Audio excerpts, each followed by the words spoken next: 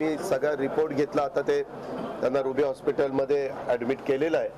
त्या उद्याच्याला त्या शाईमध्ये खराब शाई डोळ्यामध्ये गेली, डोळा निकामी झाला तर हा काय कोणी भरून देणार आहे का?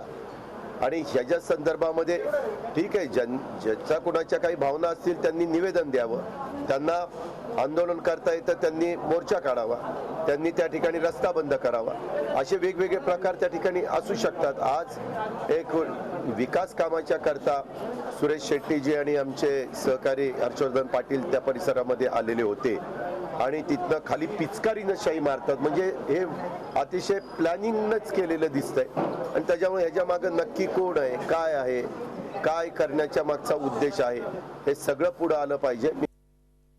लोकशाहीमध्ये आंदोलन करण्याचा अधिकार प्रत्येकाला आहे, परंतु कायदा हातात घेणं, एखाद्या दुसऱ्यावर अशी शाई फेकणं असे प्रकार घडता कामा नये, ते निषेधार्ह आहेत. आता धनगर समाजाचा प्रश्न आहे तो फार मोठा ऐरणीवर आलेला आहे. यासाठी आमच्या शासनामध्ये विचार चालू आहे. दरवेळेला मंत्रिमंडळामध्ये बैठक चर्चा होते. दोन्ही समाज एका इरेला पेटल्यामुळं आता त्यामध्ये निर्णय होईना झालेला आहे. वास्तविक हे संयमानं घेण्याची आवश्यकता आहे आणि हे राजकारण होते असं मला वाटतं. आता विधानसभेच्या निवडणुकीच्या तोंडावर अशा पद्धतीनं राजकीय पक्ष याचा कसा फायदा घेता येईल ते बघता येतं असं मला वाटतं. झी 24 तास रहा एक पाऊल पुढे.